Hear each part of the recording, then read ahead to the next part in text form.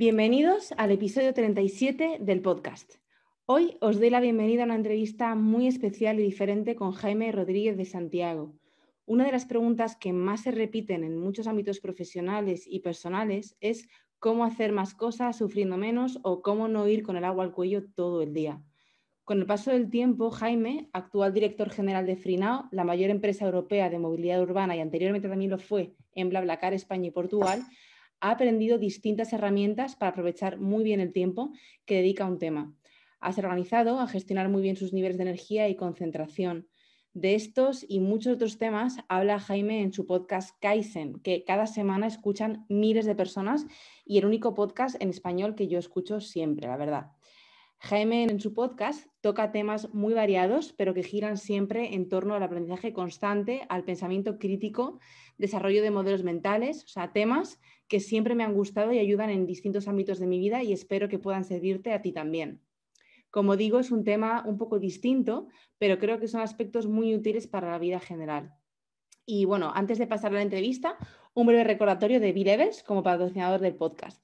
Este mes tenemos como novedad el lanzamiento de la línea Essentials, en la que podrás encontrar distintos complementos en dosis óptimas, como un triple magnesio, una proteína isolada de la mejor calidad, colágeno con ácido hialurónico y vitamina C, R-ala, berberina y mucho más. Recordad que os esperamos siempre en la comunidad B-Levels con recetas, eventos y artículos por parte de algunos de los mejores profesionales del mundo de la salud integrativa. Y ahora sí, damos la bienvenida al podcast con Jaime Rodríguez. Bueno, Jaime, bienvenidísimo al podcast. Es un lujazo tenerte hoy con nosotros. El lujo es mío, un placer estar aquí. Muchas gracias por invitarme. Bueno, eres una persona súper curiosa, con sed de aprender constantemente, ¿no? Con cosas nuevas. Yo escucho Kaizen, como te comentaba, hace un montón y soy muy fan y tenía muchísimas ganas de invitarte hoy al podcast y sobre todo sacar el máximo jugo de tu tiempo. Y de hecho, hoy vamos a dar mucho de tiempo, o sea que con muchas ganas de exprimirlo. Y bueno, como hablábamos, aunque esto es un podcast eminentemente de salud, al final...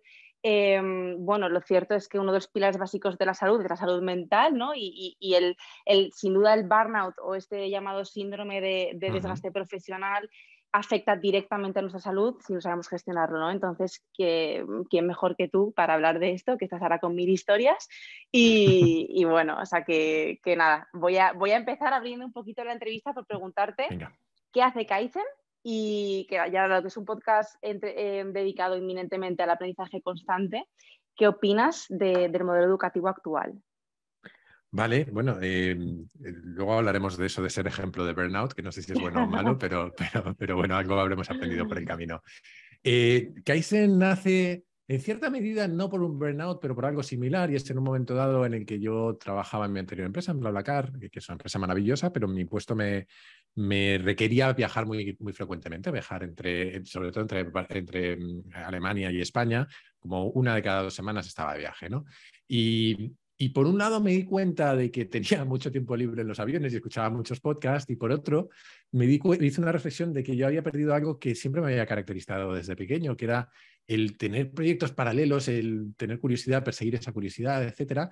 Y esas dos ideas se juntaron en mi cabeza y dije, voy a montar un podcast de aprendizaje continuo, porque sí, no sé, sin más aspiración que la de ver cómo funciona un podcast, aprender a hablarle a un micro y obligarme a perseguir esta curiosidad, ¿no? Y por lo que sea se me fue de las manos y ha funcionado. Podría no haber funcionado, pero funcionó. Mi objetivo era hacer, no sé si eran 6 o 10 capítulos, no me acuerdo. Llevo 137, si no me equivoco, y a la gente parece que le ha gustado esto de que yo les cuente mis fricadas, porque en el fondo eso es el podcast. El podcast es cada semana yo me planteo un tema que más o menos me interesa, a veces dura más de una semana, y de eso va la película. Intento contarlo en 20 minutillos y hay alguna entrevista como esta, pero en general, sobre todo, soy yo soltando mi pequeña chapita de forma lo más pedagógica o al menos divertida posible, ¿no? Enlazando con la segunda parte de la pregunta, que a mí me parece muy interesante, yo no soy un experto en el sistema educativo y de hecho no tengo niños y seguramente pues mi experiencia me queda un poquito lejos ya, ¿no? Pero hay algunas reflexiones que me parecen obvias, ¿no? Creo que por un lado vivimos en un modelo que es heredero de la revolución industrial, es decir, un modelo que nació cuando teníamos un montón de gente en fábricas o gente en empresas haciendo el mismo trabajo el resto de su vida. Primaba mucho la especialización. Y creo que cada vez nos metemos más en entornos de mayor complejidad, de mayor incertidumbre. Esto tiene que ver también con el burnout probablemente. Y estamos pasando de tiempos en el pasado en los que en cada generación se vivía como mucho un gran cambio de paradigma. Normalmente trabajabas de lo mismo toda tu vida y a lo mejor venía una tecnología, el teléfono. Y el teléfono era un gran cambio, pero tardaba varias generaciones en llegar a todo el mundo, ¿no? Y estamos pasando a tiempos en los que en cada generación vamos a ver varios cambios de paradigma, ¿no? Y yo creo que para lo que no estamos respondiendo bien desde el sistema educativo todavía es para cambiar el chip de la especialización a la flexibilidad. Porque yo creo que esa idea de que yo estudio algo y de eso voy a trabajar el resto de mi vida cada vez funciona menos. Creo que vamos a escenarios en los que cualquiera de nosotros va a tener varias mini carreras a lo largo de su carrera profesional que se van a basar en las habilidades y en los conocimientos que vas construyendo por el camino, no tanto los que te enseñaron en un momento dado, ¿no? Entonces yo creo que tenemos que hacer una evolución hacia un modelo, aquí voy a barrer para casa y para el podcast, pero hacia un modelo de aprendizaje continuo, ¿no? Un modelo de desarrollo de habilidades críticas que nos permitan reciclarnos continuamente. Y tiene mucho que ver con desarrollar esa habilidad de aprender constantemente, ¿no? Esa es mi reflexión general. Obviamente seguro que se me escapan un montón de detalles sobre el modelo educativo, pero desde separándonos un poco de la película y viendo cómo evoluciona el mundo, creo que es bastante obvio que tenemos que adaptarnos a esos cambios. Totalmente, ¿no? Y yo también un poco barriendo para casa, en el ámbito de la salud es lo mismo, ¿no? Cada vez creo que hay más crítica a esa súper especialización de tienes una patología y vas directamente a mirar el codo o tal, o sea, como que cada vez se exige un poco más esa mirada holística o integrativa, ¿no? En la que la persona es cuerpo, es mente, es espíritu, entonces al final como esa mirada global que también aplica, ¿no? A lo que acabas de comentar, ¿no? Y totalmente de acuerdo con lo que dices. De hecho, yo también vengo del mundo del derecho, he acabado estudiando nutrición y deporte, o sea que al final, y porque te llena más, y yo creo que esto cada vez más, ¿no? Los millennials o como los jóvenes de la sociedad actual se van más a eso, a reinventarse, ¿no? Y a emprender. Yo creo que también el tema del emprendimiento está muy asentado en Estados Unidos y España aún nos cuesta un poco, ¿no? O nos da mucho miedo el batacazo y en otros países va mucho más y bueno, creo que eso también como que aquí vamos un poquito más como a ralentí, ¿no? Con esa idea de crear cosas, ¿no? Ahora que dices eso del mundo de la salud, hay un libro fantástico que se llama The Checklist Manifesto, que es de un cirujano, que habla de cómo la introducción de listas de comprobación, de checklist en los quirófanos salva un montón de vidas, pero también habla de cómo la medicina ha intentado resolver la complejidad por la vía de la especialización. Es decir, como vivimos en un mundo muy complejo, cada vez especializamos más, pero acabas teniendo gente que es experta en determinada patología, en determinado órgano, ¿no? Y viene a decir que eso no es escalable y que lo que necesitamos es generar grupos de expertos o equipos que trabajan en paralelo para dar una respuesta holística a problemas que son complejos como el sistema, como el cuerpo humano, vamos. Sí, sí, totalmente. Y bueno, Jaime, entrando un poquito más al tema del tiempo, ¿no? Y de cómo nos enfrentamos a esto de que tenemos un tiempo limitado, ¿no? De hecho, el libro que acabo de leerme, el de 80.000 semanas, ¿no? Habla mucho de esto de que al final tenemos una media de 80 semanas perdona, 4.000 semanas, es que se me ha ido la pinza, 4.000 semanas y tenemos este tiempo limitado que no sabemos a veces, ¿no? qué hacer con él, nos genera mucha ansiedad. Entonces, queremos hacer mucho y esto te exige tomar decisiones y tener un coste de oportunidad por lo que te estás dejando de hacer. Y esto genera mucha ansiedad, no solo en el mundo profesional, sino en el ocio. O sea, al final tenemos 1.000 ofertas y parece que nos da ansiedad hasta nuestro tiempo de descanso, ¿no? Ahora que vamos a las vacaciones, quiero ir a 1.000 sitios, quiero conocer 1.000 países. Además, ahora con la tecnología tengo acceso y me doy cuenta de todo lo que me estoy perdiendo y tengo ansiedad hasta en las vacaciones, que es muy loco. O sea, tengo burnout en mi ocio, ¿no? Entonces, te quería preguntar, ¿cuál es tu visión o cómo te enfrentas tú al problema de la brevedad de la vida en lo personal y en lo profesional? En una palabra me enfrento mal, porque yo soy un muy mal ejemplo. Yo suelo decir que tengo un profundo síndrome de Peter Pan y es algo que en cierta medida me atormenta. Le dediqué varios capítulos a la naturaleza del tiempo en el podcast, le he dedicado capítulos a cuánto vale tu tiempo y a cosas así, ¿no? De hecho, si alguien se quiere arruinar la vida, le recomiendo que busque el blog de un tipo que se llama Tim Urban, el blog se llama Wait But Why, él tiene algo muy parecido a lo que has mencionado, él tiene un ejercicio hecho en el que te dice, oye, pinta todas las semanas de tu vida. Y a partir de ahí vas tachando las que vas a estar trabajando, las que vas a estar retirado, etcétera, etcétera. Y da miedo porque te caben en una hoja.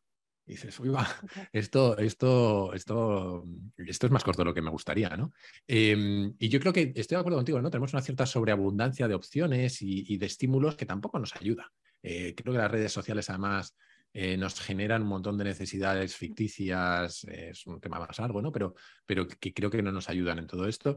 Y de hecho se genera eso que los americanos llaman el FOMO, ¿no? El Fear of Missing Out, ese miedo a perdernos cosas, ¿no? Y a perdernos experiencias, etcétera. Yo no tengo una buena... Bueno, no tengo una solución a esto y supongo además que la solución es distinta para cada uno. Mi aproximación particular, y yo creo que es por mi carácter, es la de la búsqueda de un equilibrio constante. Y un equilibrio constante en el sentido de, yo lo hago de una forma muy ingenieril y muy robotizada, que para otros no servirá, pero yo en concreto lo que hago es que cada año, al final del año, me planteo para el año que viene qué objetivos personales quiero tener, pero objetivos a gran escala y a muy pequeña escala, cuántas películas quiero ver, cuántas veces quiero ver a mis amigos, cuánto tiempo quiero pasar con mi madre, cosas así, ¿no?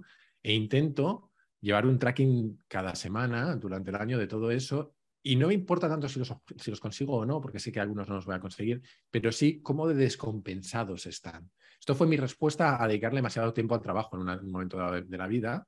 Empecé haciendo una cosa que era muy curiosa, calculaba mi salario y el número de horas trabajadas y veía cuánto me estaban pagando por hora y si tenía sentido gastar una hora adicional o no, ¿no? Y a partir de ahí esto acabó derivando en este ejercicio un poquito más complejo, con un Excel que tengo en el que voy siguiendo mi actividad en distintas cosas y simplemente intento identificar desequilibrios y corregirlos, sin obsesionarme demasiado, porque la obsesión nos va a llevar al burnout también, pero por lo menos ser consciente de si me voy a arrepentir, al final del año se me va a arrepentir de que algo no ha sido como yo quería que avanzara, ¿no? Qué bueno, qué bueno. La verdad es que, o sea, nada como registrar, ¿no? Porque al final cuando te enfrentas es como hacer un presupuesto, ¿no? O yo cuando hago un presupuesto digo, me di cuenta de la pasta que me dejo en capuchinos, hasta que no lo ves, ¿no? No eres consciente. Pero es verdad que muchas personas que les puede generar esa ansiedad el no estar cumpliendo todo. Entonces es como que ese punto que has tocado de qué importante es desde qué lugar estás haciendo esa lista, no desde el agobio, el tengo que conseguir todo esto, sino simplemente para identificar y poner bazas en otras áreas de tu vida que se están quedando más deficitarias. Pues bueno, ya pasando un poco a la tecnología, que has tocado también, has nombrado el tema de redes, que a mí es algo que, bueno, y tú como buen friki de la tecnología, yo te reconozco que soy muy paqueta y tengo sentimientos súper confrontados porque la necesito como herramienta de trabajo, pero a veces me genera mucha ansiedad porque a veces me controla a mí, ¿no? Entonces, te quería preguntar, ¿cómo usas tú la tecnología para precisamente desapegarte de ella? Que además yo escucho algún capítulo tuyo muy interesante también de esto. Y luego, segunda parte, ¿qué verdades has aprendido en torno al descanso, a la higiene del descanso en estos años? Vale. A ver, yo creo que lo primero que hay que explicar es, tú lo has dicho, efectivamente soy un friki desde que era un enano. Por lo que fuera, en mi casa apareció un ordenador cuando yo tenía 4 o 5 años, aquello me fascinó y empecé a programar y a crecer completamente fascinado por la tecnología y por los videojuegos, etcétera, ¿no? De hecho, acabé estudiando teleco, que yo creo que es lo que hacemos los frikis cuando nos convertimos en personas más o menos mayores, o por lo menos es un camino muy, muy, muy normal, ¿no? Pero es curioso que luego he estado hablando con gente que fueron, pues, como esto que se llama early adopters de la tecnología, ¿no? Los primeros en utilizar determinadas tecnologías, etcétera. Recuerdo perfectamente una conversación con una chica que conozco, que los que fuimos los primeros en usar tecnologías también empezamos a ser los primeros en separarnos un poco de la tecnología cuando empezamos a ver, yo creo que somos los primeros también en notar muchas veces los efectos secundarios, ¿no? Yo a veces comparo la informática con los coches, ¿no? Los coches son maravillosos, nos permiten ir a un montón de sitios, pero en un momento dado nos dimos cuenta de que tenían externalidades negativas, que contaminan, que ocupan espacio, que hacen ruido, todas esas cosas, ¿no? Y con la tecnología, creo que, tecnología informática, quiero decir, o de las comunicaciones, creo que inevitablemente nos está pasando algo parecido, ¿no? Y nos está pasando en varias dimensiones, ¿no? La primera es que hemos pervertido nuestra relación con la tecnología. ha pasado de ser algo a lo que íbamos cuando necesitábamos hacer algo, a algo que reclama nuestra atención. Y eso es muy complicado, ¿no? Además, hablando un poco de salud, ¿no? Hemos generado una relación básicamente de adicción a la dopamina, ¿no? Hay alguien que lo explica muy bien, que es un escritor sobre temas organizativos y de liderazgo, que se llama Simon Sinek. Él dice que si lo primero en lo que piensas al levantarte por la mañana es en beber, si no puedes ir de una habitación a otra de la casa sin llevarte una botella en la mano, o si eres incapaz de resistir la tentación de pegar un trago aunque vayas conduciendo, entonces decimos que eres un alcohólico. Pero si cambias eso por un móvil, no tenemos la consideración de que seas un adicto y somos todos nosotros. O sea, es muy raro que yo no me levante por la mañana y lo primero que intente hacer sea mirar el móvil o que me cambie de habitación y no me lleve el móvil, que es una cosa muy absurda si la piensas. Total. Entonces, claramente, ahí hemos entrado en un área problemática, yo creo. Y además de todo esto, hablaba brevemente antes de las redes sociales, ¿no? Yo creo que esta sobreexposición a información tiene efectos secundarios incluso en nuestros niveles de felicidad o de autoestima, porque nos comparamos constantemente con referentes que son falsos, además, pero que nuestro cerebro no procesa que son falsos, procesa que son referentes, ¿no? A la vez estoy de acuerdo contigo, y además es que a mí me gusta, creo que no podemos renunciar a la tecnología, ni para la mayor parte de nosotros tiene sentido hacernos ermitaños, ni nada de eso. No creo que sea ni siquiera deseable porque además trae un montón de beneficios. Así que mi objetivo en todo esto siempre es reclamar el control sobre todo. Es decir, dejar de ser, entre comillas, esclavo de la tecnología y volver a ser el amo de la tecnología, ¿no? Y yo aquí tengo cosas muy tontas, pero la primera de todas, para mí, uno de los grandes orígenes de todos estos males son las notificaciones. Yo personalmente he eliminado todas las notificaciones del móvil. Porque además, si hablamos de nutrición, pero vale en cualquier otro ámbito, sabemos que los hábitos se generan a partir de disparadores. Y la notificación es un disparador que te genera un hábito, ¿no? Entonces, lo primero es cargarte ese disparador, ¿no? Y no solo las notificaciones, sino los globitos rojos cuando te metes en el móvil, porque son otra cosa que a lo mejor te metes a hacer una cosa, ves un globito rojo, te vas y has perdido el hilo, ¿no? Total.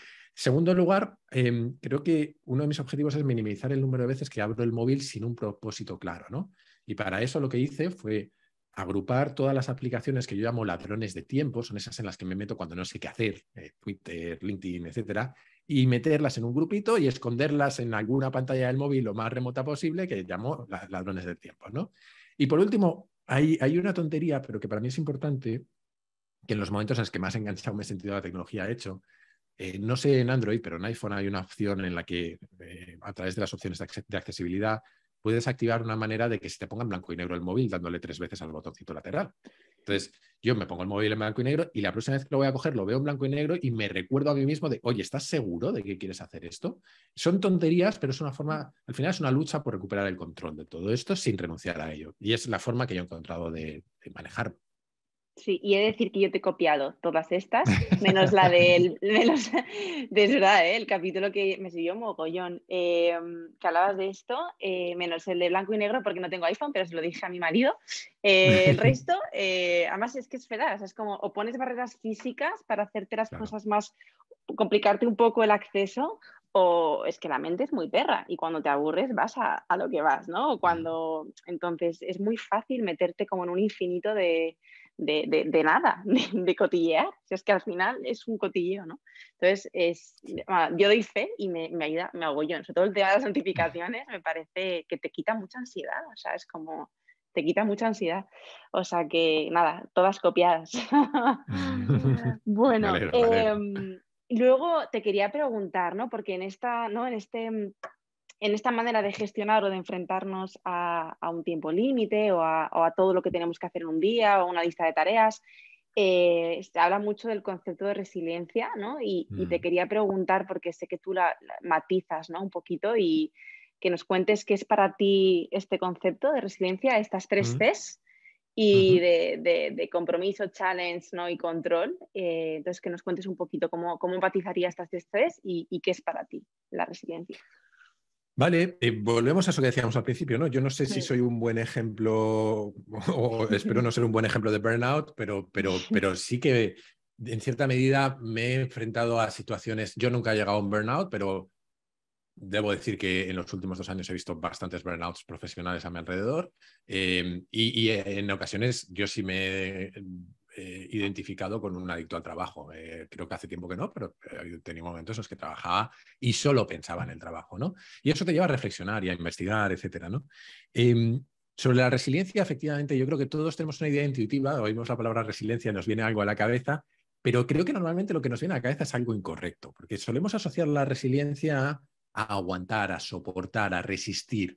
Y hay un matiz que para mí es importante detrás, ¿no? Porque resistir es eso, es aguantar. Un dique es resistente, un dique resiste las olas y aguanta los golpes, pero poco a poco se va erosionando. Y ese es un matiz que es fundamental, porque la palabra resiliencia, de hecho, que la hemos pervertido entre todos, los políticos los primeros, viene del latín y significa rebotar o volver de un salto, algo así, ¿no? Y en física y en química es la capacidad que tiene un material para recuperar su forma una vez que lo hemos sometido a una fuerza y lo hemos deformado.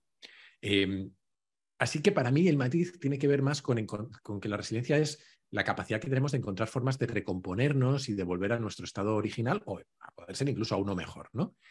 Otro matiz que no se suele decir aquí, que también es importante, es que todos tenemos límites en nuestra resistencia y en nuestra resiliencia, en ambas, ¿no? Volviendo al dique, si viene una ola muy grande, lo arrasa y ahí ya ni deja de ser resistente y deja de ser todo lo que quieras, ¿no? Y lo mismo con la física de los materiales, ¿no? Hay un concepto en física y en ingeniería que es la tensión de ruptura. La tensión de ruptura se estudia en distintas ramas de la ingeniería, pero por ejemplo, para el acero es la tensión máxima a la que puedo someter una barra de acero antes de que parta. Y una vez que parta ya ha dejado de ser barra de acero, ya ha dejado de ser cualquier cosa, ¿no? Entonces, creo que ese concepto es interesante, entender que todos nosotros tenemos puntos de ruptura y encontrar formas de identificar dónde está nuestro punto de ruptura. Luego, si quieres, hablamos de eso. Sí. Creo que es importante saber cómo de cerca o de lejos estamos, ¿no? Y ese fue uno de mis primeros aprendizajes. Y luego tú mencionabas lo de las 3Ds, ¿no? Lo de las 3Ds no es un concepto mío, es un concepto que aprendí de un coach con el que estuve trabajando en la empresa hace unos meses. Pero me parece interesante, ¿no? Él hablaba de 3Ds. La primera C es la C de compromiso. Son Cs para generar resiliencia, ¿no? La primera es el compromiso. Que yo lo asimilo más a la disciplina. Yo suelo decir que la disciplina es la capacidad de obedecernos a nosotros mismos. Es fijarnos un objetivo hoy y cumplirlo 3 días después cuando no nos apetece, ¿no? Entonces, creo que esa C de compromiso tiene que ver con nuestro compromiso con nosotros mismos, de tener la disciplina necesaria para sistemáticamente reflexionar sobre cómo estamos, sobre ese de lejos o de cerca de nuestro punto de ruptura, y también para mantener un estilo de vida saludable, ¿no? Lo que significa para cada uno, no me voy a extender en ejemplos. La C esa de challenge o de reto tiene mucho que ver con las teorías de una mujer que se llama Carol Dweck, que es una psicóloga que habla de 2 tipos de mentalidades, la mentalidad fija y la mentalidad de crecimiento. La mentalidad fija es la que tienen aquellas personas que piensan que no pueden aprender algo, que no pueden mejorar porque son como son, tienen las características que tienen y son buenos o malos, pero de ahí no se van a mover, ¿no? Y la mentalidad del crecimiento es la que tiene aquel que se enfrenta a un problema como una oportunidad de aprendizaje, ¿no? Y yo creo que esto es muy importante a la hora del burnout, porque cómo enfrentamos los fracasos, cómo enfrentamos las cosas que van mal, si los convertimos en fracasos o si los convertimos en lecciones, cambia mucho nuestra relación con ese fracaso, ¿no? Y por último, la C de control no va a tener control de todo, pero sí de intentar tener control de aquello que podemos impactar, de lo que podemos controlar, ¿no? En lo que en psicología se llama locus de control. Si tienes un locus de control externo, es que la vida no depende de ti, lo que pasa depende del empedrado, del destino de otros. Y si tienes un locus de control interno, es que te sientes capaz de gobernar tu vida, ¿no? Hay un... Perdón que me enrollo mucho, pero hay un libro que a mí me fascina. Un discurso de un tipo que se llamaba David Foster Wallace, que se llama Esto es agua, que es un discurso que dio en una universidad, que en el fondo de lo que va es de la importancia de cómo nos hablamos a nosotros mismos. Y creo que eso es fundamental en ese sentido de control, ¿no? La otra parte de esta C de control tiene que ver con la búsqueda de soluciones. Control no es... una mente en calma no es una mente que no tiene estrés, es una mente que sabe gestionarlo. Entonces el control es armarte con herramientas para gestionarlo. Si quieres menciono dos o tres herramientas muy brevemente de las que investigué en su día. Personalmente la meditación, el mindfulness y esas cosas a mí no me han funcionado, pero porque no he tenido la disciplina para mantenerlas. Pero hay versiones reducidas, ¿no? Hay cosas como lo que llaman una respiración 4-7-8, que es 4 segundos hacia adentro, 7 manteniendo el aire y 8 soltándolo. cuando nos encontramos muy estresados, hacer eso 2, 3, 4 veces que te lleva 1 minuto, 2 minutos, es una forma de resetear, ¿no? Y luego, hablando de resetear, que para mí es casi lo más importante, lo que los psicólogos llaman el cognitive reframing o reencuadre cognitivo, que es una técnica de terapia, y lo suyo es que si alguien la va a usar en un ámbito complicado, que lo haga con un terapeuta, pero que en general lo que significa es esa capacidad que tenemos para cambiar el ángulo de cómo miramos a las cosas. Y yo siempre pongo el mismo ejemplo, ¿no? Esto va de sentarte a pensar en aquello que te genera estrés. Por ejemplo, a todos nos ha pasado alguna vez en la vida probablemente entrar en casa y que nos avasallen con me ha pasado esto, necesito no sé qué tal, y tú llegas con tus problemas del trabajo y lo primero que te sale en la cabeza es déjame en paz, ¿por qué estoy todos los días así, etcétera? Y creo que si después en frío lo analizamos, creo que es mucho mejor pensar en lo bien que te sientes cuando tratas bien a esta persona que te está diciendo eso, porque normalmente una persona que está en tu casa es alguien que te importa, ¿no? Y lo que suelen recomendar aquí es generarte una frase o un pequeño mantra para que cuando te vuelvas a verte en esa situación, entres en ese modo de pensar, no, es que cuando le respondo bien, se genera una sensación positiva, ¿no? Y yo tengo una frase muy cursi para mí mismo, pero que a mí me funciona, que es que me repito una frase que es construye buenos recuerdos, ¿no? Que es simplemente, si voy a discutir con alguien sobre una tontería y es alguien que me importa, en 5 años no me voy a acordar de esta discusión, pero sí de si tenemos un buen momento, ¿no? Entonces es intentar ese reframing. Nada de esto es una panacea, pero creo que todos son pequeñas ayudas a controlar ese burnout y a gestionar nuestra resiliencia. No, total. O sea, a ver, yo aquí cuando yo en consulta, ¿no? Me enfrento, al final te das cuenta que la mayoría, y eso todo me estoy centrada en alteraciones digestivas y hormonales, y es brutal, ¿no? Como de 2 años atrás yo solo veo problemas de todo viene fruto del estrés, y no es por lo que le haya pasado a la persona, no es porque haya venido la pandemia, no es por una guerra, no es porque se haya muerto un ser querido, es como ellos, ¿no? Cómo nosotros nos enfrentamos a esto. Entonces al final, o sea, 2 personas con la misma problemática pueden gestionar el mismo problema de manera radicalmente diferente, ¿no? Y yo que soy una friki en esta parte, ¿no? Y además me mola mucho monitorizarlo con la glucosa y ver cómo el estrés afecta ¿no? En la insulina, y es brutal cómo incluso en ayunos prolongados ves picos de glucosa enormes cuando hay un evento emocional, ¿no? Y esto es por no saberte enfrentar. Entonces ya solo el simple hecho de darte cuenta cómo tu cuerpo también responde a eso, a ese evento, te hace dar a veces un clic en decir, jo, pues voy a tomar herramientas como las que has comentado, ¿no? Súper interesantes. Y en este punto, Jaime, que hablabas justo, además has hablado, ¿no? de saber identificar estos puntos de ruptura y a qué distancia estamos de ellos. ¿Qué alarmas tienes tú para detectar un poco, o has tenido, ¿no? En situaciones más de decir, voy a tocar línea roja? ¿Cómo? No, yo creo que mi aprendizaje sobre esto es que cada uno somos distintos y que lo que necesitamos es armarnos con herramientas para entender cómo estamos, ¿no?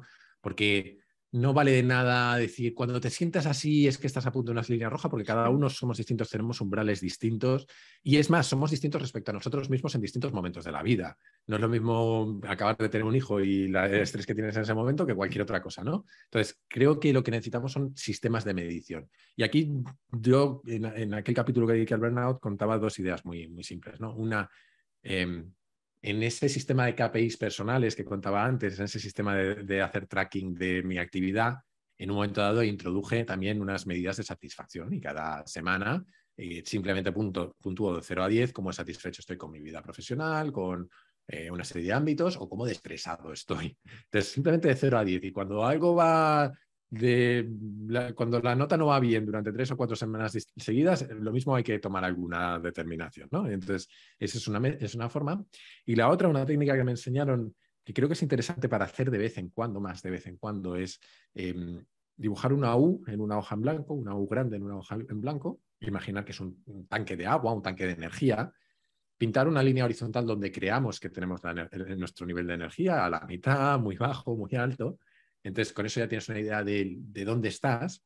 Y luego lo que te hablaban es, oye, pinta un cilindro arriba, ¿no? Que es el grifo por el que sale aquello que te llena de energía, e identifica 3, 4 cosas que te hacen sentir lleno o llena de energía.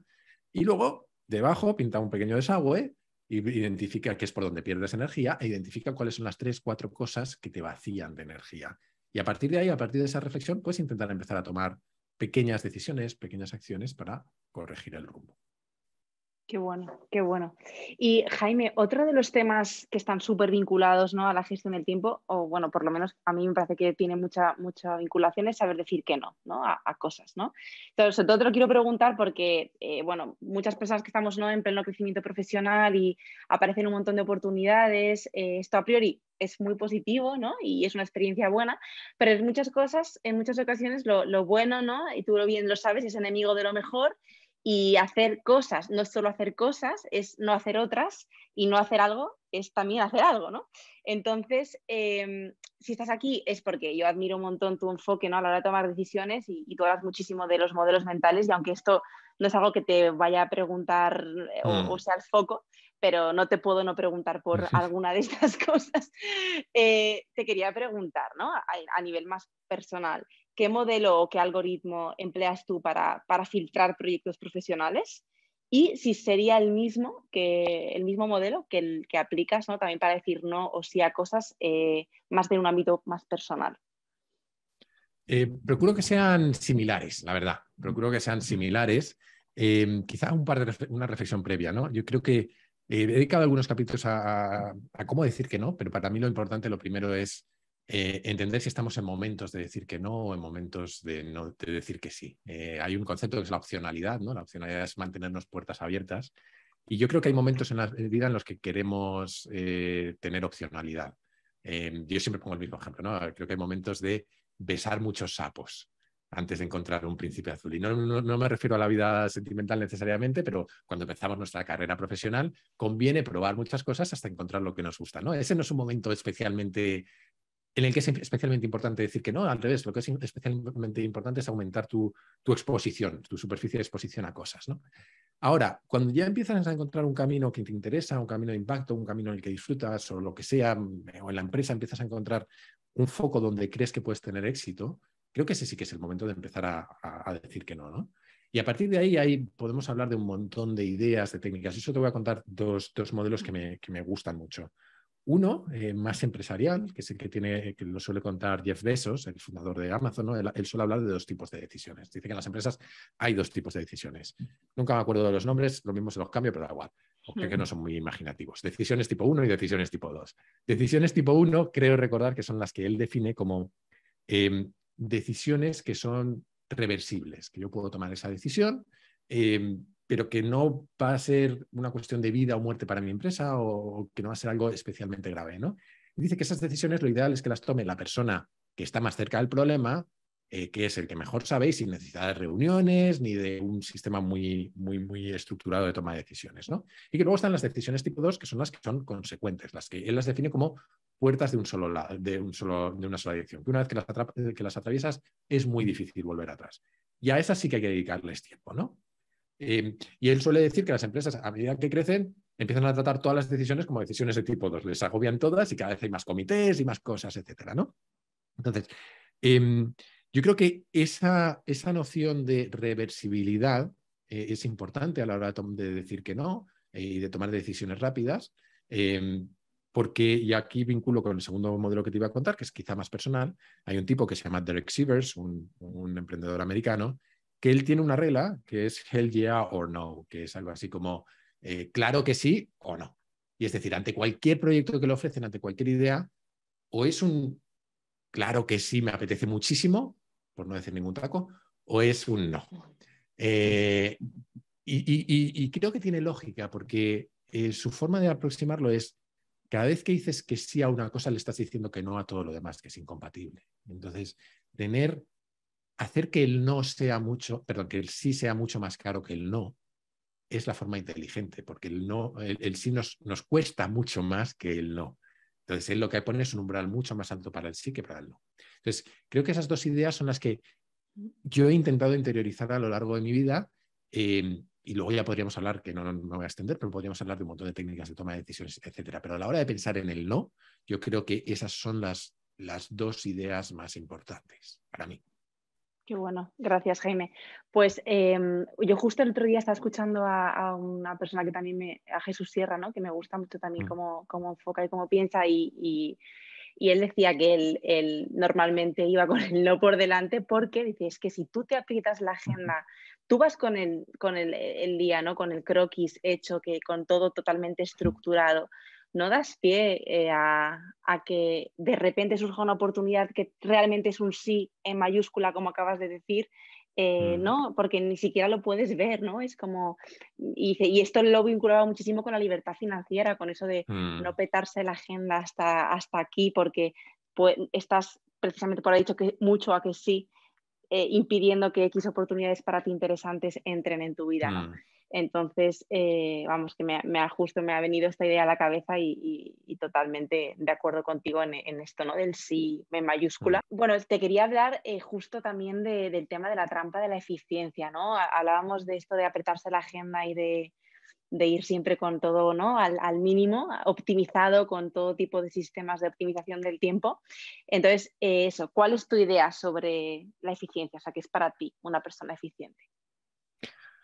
A ver, para mí la eficiencia es hacer lo que quiero hacer con el menor número de pasos que no me gustan. Yo creo que esa sería mi definición de eficiencia, ¿no? Y creo que, como en casi todas estas cosas, es muy personal todo, ¿no? Porque pensaba en esto de sistemas optimizados, agenda, etcétera.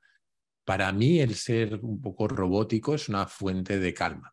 Es una fuente de sentir que tengo control sobre las cosas, que estoy organizado, etcétera. Pero a lo mejor para otra persona es un estrés. Bueno, para mi novia muchas veces es un estrés porque ya no es como yo y de repente me dice, ¿por qué necesitas planificar todo? Pues porque soy así, tú no. Pues creo que eso nos pasa a todos, ¿no? Entonces, creo que una buena medida de la eficiencia es esa, ¿no? Es hacer lo que quiero hacer con un número de pasos que no me gustan. En mi caso, me agobia mucho no tener las cosas planificadas, entonces intento minimizar ese paso, ¿no? Entonces, más allá de eso, vuelvo a lo de antes, ¿no? Mi objetivo personal es la búsqueda del equilibrio. Entonces, todo lo que me permita conseguir ese equilibrio sin hacer muchas cosas que no me gusten por el camino, eso es ser eficiente. Súper. Pues lo último que te quería preguntar, Jaime, a nivel ya también más corporativo, ¿no? Tanto en tu labor ahora en FreeNow como en tu vida laboral pasada, ¿no? En la que has ejercido labor de liderazgo. ¿Qué máxima es para ti importante a la hora de gestionar un equipo de personas? Y luego, ¿cómo transmites esta idea de productividad sin llegar a quemar a la gente? Eso habría que preguntárselo a la gente que ha gestionado a ver si lo cumplo o no, pero a ver, yo he aprendido creo que he aprendido algunas cosas con los años. Hay una frase que leí en una ocasión que me gustó mucho, que es que el liderazgo es una conversación. El liderazgo no va de que el líder tenga todas las respuestas, sino más bien de que el líder sepa hacer las preguntas y deje espacio para que otros respondan, ¿no? Y creo que esa respuesta no solo es hacia dónde va la empresa, sino cómo nos organizamos entre todos, cómo trabajamos, etcétera. Hay una línea que de todas formas no conviene perder de vista, que es eso no significa que las cosas sean necesariamente una democracia, pero sí que tiene que haber espacio para que todo el mundo se exprese, ¿no? La otra está muy manida, pero yo creo mucho en ella. Creo que el liderazgo se ejerce por ejemplo. Creo que si quieres un comportamiento en un equipo, el primero en tenerlo tienes que ser tú. En cuanto a cómo transmitir la idea de productividad sin quemar a las personas, no lo tengo claro. Volviendo a ese ejemplo, yo creo que soy un ejemplo de una persona, por ejemplo, que no espera que nadie se quede hasta las 1000 en la oficina o que no le importan en exceso los horarios, porque yo soy el primero que se levanta en un momento dado y se va si tiene que hacer cosas, ¿no? Y creo que eso es importante, ¿no? Que se vea eso. Pero más allá de eso, no sé si soy capaz de transmitirlo, espero que sí, pero a mí hay algo que me marcó mucho, que lo he contado también en algún capítulo, y es que cuando crecí, era un niño friki y esas cosas, me vinculé un poco a la cultura de los hackers, de los piratas informáticos, ¿no? Y aprendí algunas ideas que creo que son aplicables a todo el mundo. La primera era la de intentar tener una máxima que sea no resolver el mismo problema dos veces. Es decir, si he gastado tiempo en resolver un problema, eso hay que automatizarlo, hay que compartirlo con otros, hay que encontrar la forma de no resolverlo dos veces, ¿no? La segunda es que hacer vale mucho más que hablar. Las empresas están llenas de gente que habla muy bien y que hace parecer que hace muchas cosas, pero que deberíamos medir los méritos por lo que se consigue, ¿no? Y que importan más las ideas que la jerarquía normalmente. Quien tiene la mejor idea debería ganar, ¿no? Y por último, es que todo se puede aprender, aunque requiere esfuerzo. Creo que todo el mundo es capaz de aprender todo, pero que también parte del ejemplo es que cuesta horas y cuesta esfuerzo y que tienes que demostrar que tú eres el primero que se esfuerza. Esta es mi forma de intentar transmitir esa idea de productividad, espero, sin quemar a las personas. Y Jaime, lo último ya, te lo prometo. Sí, no La pasa verdad es nada. que te quería preguntar por también ejemplos concretos, ¿no? Porque Mm. a nivel, no sé, si tú has instalado algún sistema concreto, por chorra que sea, ¿no? Para que el equipo se sienta más comprometido incluso con el objetivo de la empresa, ¿no? Para hacer suyo el proyecto. ¿Algún ejemplo concreto en el que digas, jo, pues esto me ha servido para eso, para generar más ownership en las personas, ¿no? A ver, antes de eso una reflexión que para mí fue importante darme cuenta en un momento dado, y es que la motivación es diferente para cada individuo y un buen manager lo que hace es personalizarla.